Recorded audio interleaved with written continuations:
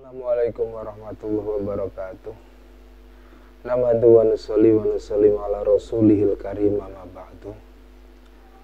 Hadirin dimuliakan Allah, mari kita sama-sama mendengarkan nasihat daripada guru kita, Gus Bahar. Kenangan saya terbalik dalam membela Allah dan Rasul itu masalah faraid. Dulu mungkin banyak yang ingat lah ketika tahun berapa lupa saya, tapi ada seorang menteri dan pakar Islam menggulirkan isu hak waris itu sama, lelaki dan perempuan sama, alasannya karena perempuan sekarang kerja. Jadi gara-gara kesamaan gender kemudian mereka ingin bagi waris itu apa? Sama lidzakari bisul hadil, saya itu ditentang. Gerakan itu pernah menguat, termasuk yang bisa dengan tanda kutip bisa menghentikan gerakan itu termasuk itu saya. Yang punya pikiran gitu tak parani, tak tantang begini, saya bilang gini. Anda ngomong ini itu karena pinter apa karena tren? Tak tanya. Ya karena pinter. Saya ini kan orangnya keren, punya kepangkatan jos lah. Ya kepangkatan jos, kepangkatan dunia. Maksudnya cara pangeran bojos ora ya ora. Cara ukuran dunia itu jos lah. Tak tanya. Saya itu Pak Ba, termasuk yang setuju gerakan kesamaan gender. Dulu kan lelaki perempuan itu beda sekali karena lelaki kerja perempuan enggak. Sekarang sama-sama kerja, maka warisnya harus sama. Terus saya tanya gini, lalu penyebab warisan itu kerja apa lelaki? Dia jawab kerja. Dia nggak ngerti kalau ngadepin saya. Saya ini kan orang alim yang biasa belajar mantek. Dia ini raro nak aku ngalim. Sembrono ya jadi ini. Ketika tak tanya gini, lalu misalnya saya punya anak, yang anak saya putri itu direktur BUMN atau direktur bank atau direktur PT besar. Kemudian anak lelaki saya idiot, goblok. Warisannya dikasihkan siapa? Kalau kerja adalah alasan dapat warisan, berarti anak saya perempuan itu yang dapat warisan dong. Anak saya lelaki kan idiot, nggak kerja.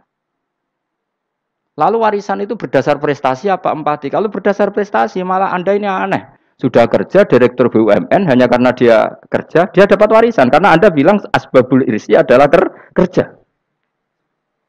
Kalau saya bilang karena empati, saya juga gak fair. Yang kerja juga butuh modal gak saya warisi, tapi yang idiot tak warisi karena warisan berdasar empati. Lalu Anda milih mana? Bingung deh. Sampai dia ikrar, saya belum pernah mendapat perlawanan seperti ini. Karena Anda ngomong sama orang-orang goblok, kata saya. Terus saya bilang, saya ini ngaji Wahab, khatam berkali-kali. Anda mungkin baca kitab Wahab itu hanya terjemah. Maka menurut Islam yang menjadi hak waris itu sebabnya zukurah wal unasah, kelelakian menjadi dapat dua bagian, keperempuanan menjadi satu bagian, dan itu Islam tidak mau urusan dengan prestasi maupun empati, mujarrodul zukurah dan mujarrodul unusah. Sehingga dengan seperti ini tuh Islam nggak ribet. Coba kalau kamu pakai ilatul hukmi, pakai cara berpikir logika, malah ruwet karena tadi kalau kesamaan gender itu karena perempuan kerja, lalu misalnya yang lelaki idiot misalnya atau pengangguran. Warisan kamu kasihkan siapa? Kalau kerja itu menjadi alasan hukum. Kamu kasihkan yang perempuan kan? Aneh enggak? Yang sudah kerja malah kamu kasih warisan yang nganggur. Enggak. Berarti berdasar prestasi atau berdasar empati. Kalau kamu dapat warisan idiot dulu dong. Idiot dulu, goblok dulu, kecelakaan dulu, baru dapat warisan karena dapat empati. Yang sudah PNS enggak perlu dapat warisan karena sudah juga ruwet. Fikih seperti ini ruwet gak? Ruwet. Nah, kata Imam Haromen gurunya Ghazali, agama itu kadang dinuna dinul ajais. Kita ikut yang lugu saja. Allah bilang lelaki dapat dua bagian dari perempuan, ya lelaki ya yang punya alat kelamin, penis. Perempuan yang punya farji, ya sudah gitu aja, gak usah ruwet-ruwet. Kenapa begitu? Ya sudah seperti itu. Nanti lama-lama gini kalau diterusin. Ada seorang dokter fikih perempuan. Dia menguasai fikih sholat. Ruhin lanang tapi gak nguasai fikih sholat. Rohnya mau pesolatan misalnya. Lalu yang jadi imam siapa kalau berdasar prestasi? Perempuan dong, karena dia doktoral fikih sholat. Dia nguasai aneh-anehnya sholat. Goro ibu masaili sholat dia nguasai. Sementara Ruhin takoi sholat itu apa? Pokoknya ini gugus ngadeg terus lugu. Terus ngadeg malah. Apa? Ada mulan. Nak salam ngalerin. Dia taunya hanya itu dok. Lalu kalau nuruti, imam sholat adalah yang terpandai dalam fikih sholat, tentu yang imami perempuan. Tapi agama ini tidak seperti itu. Pokoknya wong lanang imami. Wong beda. Jadi makanya kata Imam Haromen, dinuna dinul ajais. Sampai Said Muhammad itu sering ngutip beliau gini kan, Allahumma imanan ka imanil ajais. Ya Allah, semoga iman saya menerima konsep engkau itu ka imanil ajais. Imannya wong wedok-wedok sing lugu. Ajus itu perempuan lugu yang sudah sepuh. Jadi misalnya ngukur anak seneng ya anak kono gedang goreng, ngekei duwe, ya lugu saja. Itu bagus. Daripada kamu pakai argumentasi, karena argumentasi ini sebetulnya kelihatan cerdas, tapi ada kebodohan masif. Karena tadi, kalau hak waris kita otak-atik dengan prestasi, maka yang pro empati akan protes. Paham ya? Masa yang sudah kerja dikasih banyak, yang idiot enggak? Tapi kalau berdasar empati juga aneh. Masa dapat warisan harus goblok dulu, harus kecelakaan dulu. Maka Rasulullah pernah ngendikan ketika ditanya, lalu warisan untuk siapa ya Rasulullah? Nabi jawabnya lucu. Fali aula rojulin dakarin. Jadi Nabi sempat ngendikan kata rojul. Kemudian direvisi dakarin. Fali aula rojulin dakarin. Semua ulama ngendikan dakarin di sini adalah badal. Nabi ngendikan rojulin. Kemudian Nabi ingat kalau rojul itu identik dengan lelaki dewasa. Apa? Kemudian Nabi mengulang lagi dakarin. Tidak harus dewasa, yang penting lelaki. Jadi meskipun baru lahir, kalau dalam keadaan baru lahir namanya apa? Kan dakarin kan? Belum bisa dikatakan rojul. Paham ya? Nabi ngulang 2 kali. Fali aula rojulin dakarin. Ini penting saya utarakan supaya clear. Jadi agama itu gak usah diotak-atik. Ya itu tadi misalnya imam sholat itu lelaki. Ya sudah lelaki. Lelaki itu apa? Yang punya alat kelamin lelaki. Jangan dibalik ini. Yang dikatakan lelaki itu orang kuat. Sehingga meskipun perempuan kalau kuat, misalnya perempuan anggota poluan, lelakinya cemen, idiot, maka imamnya perempuan gitu. Karena makna lelaki adalah kuat. Ini keruwetan. Jadi agama itu tidak seperti itu. Nah sekarang kembali ke pilihan. Yang dikatakan pilihan itu orang hebat.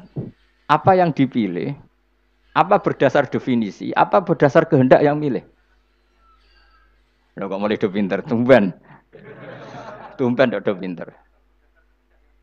Alam raya ini milik Allah.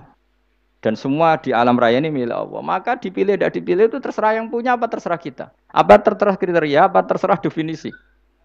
Dalam konteks kita sebagai objek diambil, tentu terserah yang punya. Kemudian Allah bilang, orang-orang itu saya pilih. Nah kalau milihnya Allah berdasar kepunyaan, tentu Allah boleh dong memilih orang yang sebetulnya berstatus dolim. Ya tapi ya tetap dia dolim, tapi ya tetap dipilih. Kenapa ya? Karena Allah yang punya. Saya misalnya orang kaya, boleh nggak punya HP buruk? Boleh kan? Terserah saya. Saya orang kaya, beli HP mahal, medium, dan paling buruk. Boleh enggak? Boleh, saya yang punya. Nggak boleh, Gus, ini orang kaya harus beli HP yang mahal. Yang bilang harus siapa? Nah, kegoblokan kita ini seperti ini. Nak wong sugih HP ini kudu larang. Nak wong alim kudu bojone ayu. Sing kudu darani kudu ayu ku sapa? Nak maji jalan yang dumbu swarga lho kudu iku sing swargane mbam tapi kudu.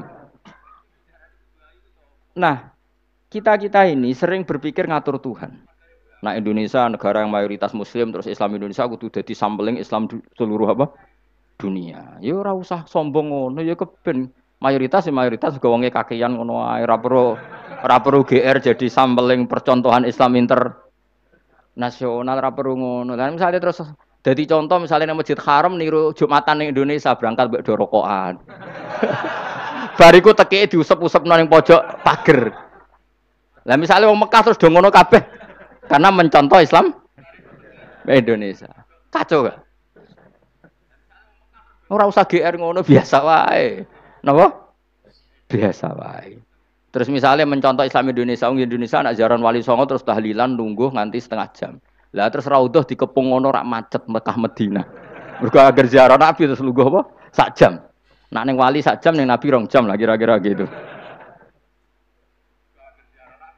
Ya malah nganyak Kanjeng Nabi tuh. Nabi sekaruan Afdhalul Khalqi mbok dongakno wa maghfir lahu warhamhu. Iku malaikat sak langit misoh. Ya Nabi kok dongakno di sepuro. Kowe tapi ya butuh sepuro. Enggak boleh doakan Nabi gitu enggak boleh. Wa sholli ala sayyidina Muhammad wa ala alihi enggak boleh pakai ighfir lahu. Masalah kita tahlilan apalem donga iku terus kamu gunakan. Ya misalnya terjadi percontohan Islam dunia terus Nabi kapundhut ditalkin, ditakoki waman rebuka piye. Terus Nabi warai waman nabiyuka. Mesti Nabi yo pro, lah aku Nabi jebok takoki. Jadi kita ini sering kumo luhur karena kita mayoritas terus jadi percontohan Ora usah ngono. Paham ya napa? Ndak usah ngono, mayoritas ya mayoritas sae, tapi ora usah GR jadi apa? Percontohan internasional. Mungkin kalau masalah Islam damai ya bagus. Tapi itu kan tidak hanya Indonesia. Di mana-mana yang Islam damai juga banyak. Dan yang tukaran juga banyak. Toh yang tukaran nggak pernah maklumatkan diri ini percontohan ya enggak. Ya biasa saja.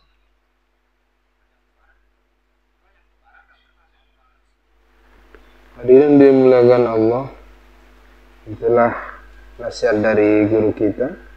Semoga apa yang kita dengar dapat kita amalkan.